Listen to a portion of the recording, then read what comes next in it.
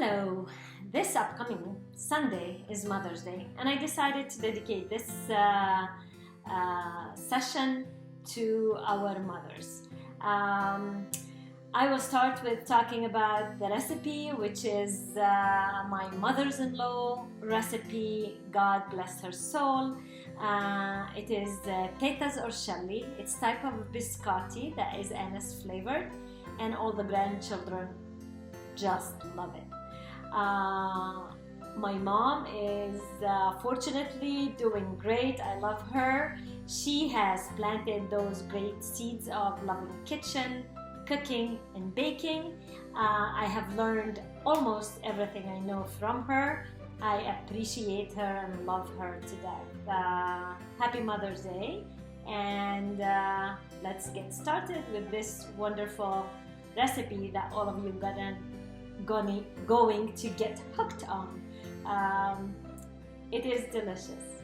Let's go. Ingredients for the anise biscotti or Teta's Ourshellah are 4 eggs, 1 1/4 cup of sugar, half a cup of oil, mazola corn oil, 1 cup of coarsely chopped walnuts, and that's optional. Some of the grandchildren don't like walnuts, so sometimes we omit. 3 cups of flour, 3 teaspoons of baking powder, 3 tablespoons of ground anise, and I grind it to not extremely fine because I like to bite the little anise, the bite of the little anise between my teeth. Actually, I think it's great. We also will add a tiny bit of vanilla and a touch of salt. Let's start. We crack the eggs into the mixer bowl.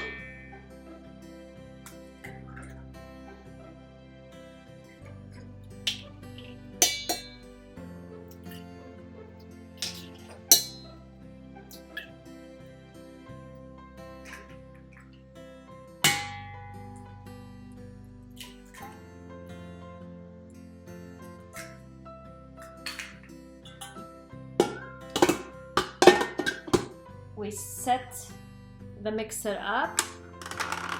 We start mixing, and we will be adding the sugar slowly into the eggs as soon as they froth, and then we will introduce the oil as well into the mixer. So we mix until we have a smooth and even texture.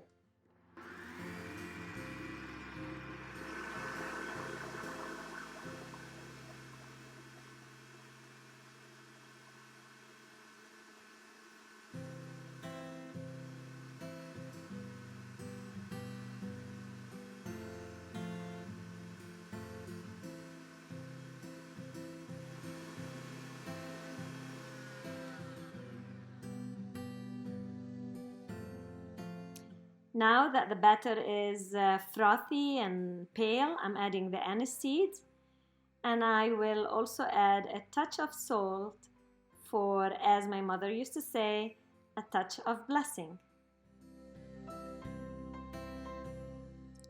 Now we will be adding 3 cups of flour with 1 tablespoon of baking powder.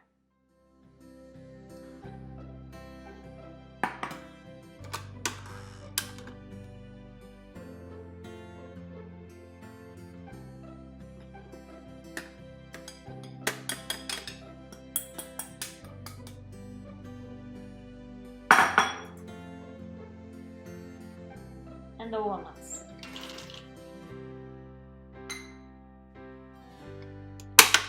I mix only for the flour to be introduced to the liquids inside and get to one type of texture all around. Do not overbeat, you will end up with tough dough.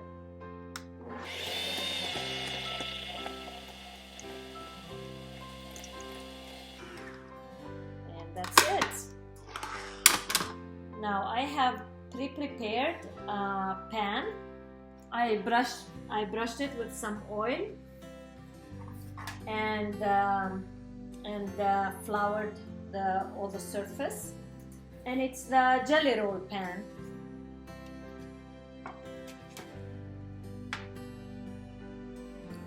Now we're going to be pouring the batter into the prepared pan. And it is a soft batter. It's not like the usual biscotti that you're used to. That's what it makes it Teta's biscotti or Ourshellah. I promise you it's going to be delicious.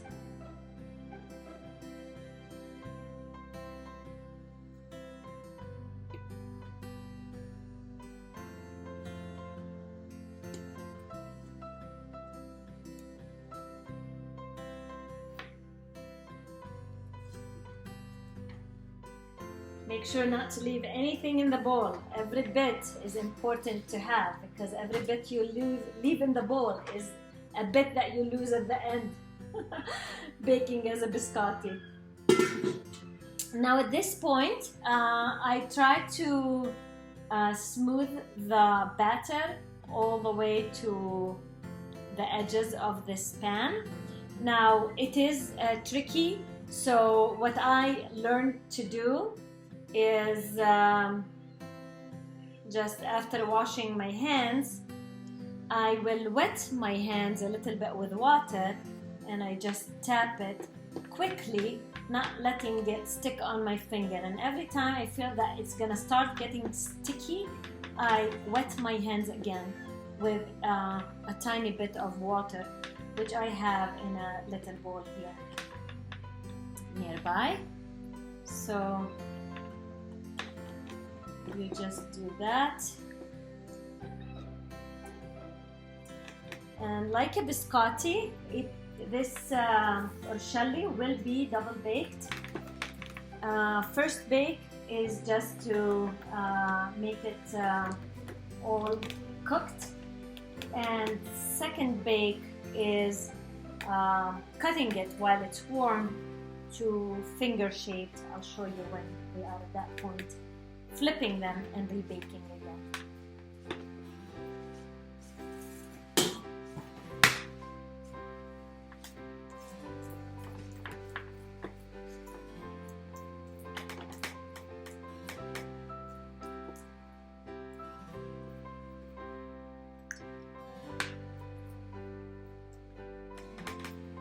Preheat your oven to 350 degrees. And bake it until all golden, and if you stick a toothpick or a knife in it, it comes out clear.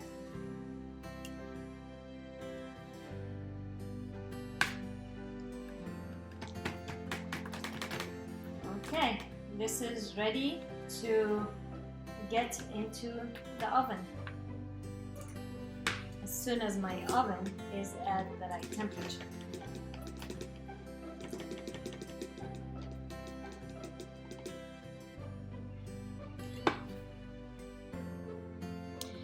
Okay, here is about 15 minutes after I put it in the oven. My biscotti have finished the first bake.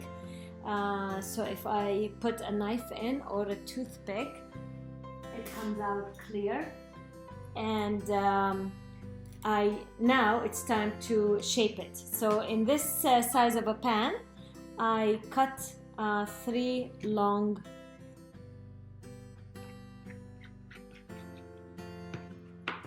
strips, so 2 cuts makes me 3 strips, 1, 2, 3, and now I just cut through about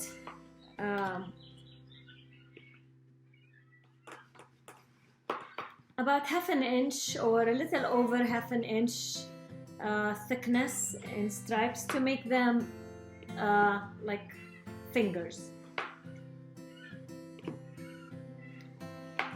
And as you notice, the biscotti is soft because it's warm too.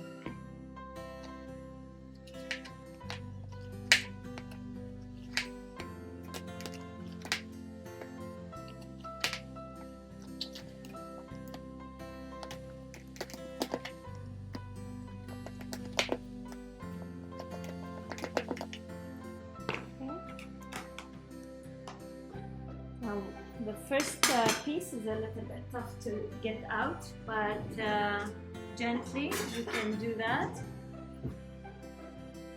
with the right tool.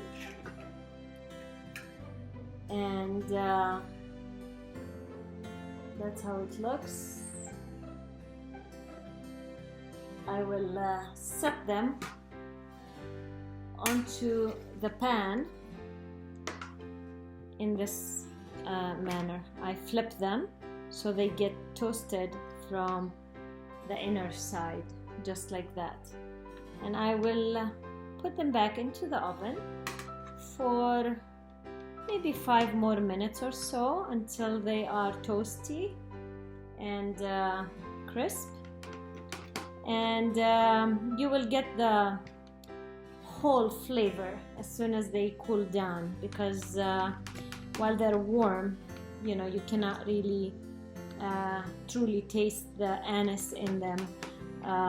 It comes to light much nicer when they are cool, and they're delicious with a cup of coffee. Let me finish doing that and I'll show you the end result. Here it is. This is the biscotti after they have double baked on each side, on this side and on the other side. And now we're gonna enjoy them with either a cup of tea, cup of coffee, or milk to dip for the grandchildren.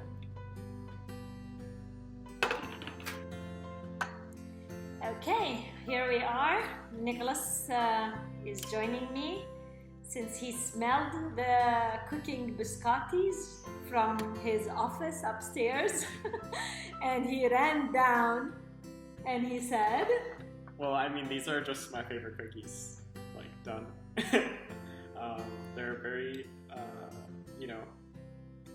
rich, and the taste of anise and the walnuts especially. Don't skimp out on the walnuts because that makes a huge difference.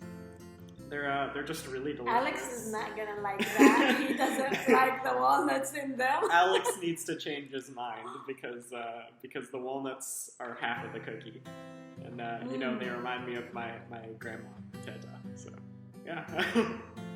Enjoy. They're delicious and bring back many, many nice memories. So make your own traditions and follow your hearts. Happy Mother's Day to all you mothers out there.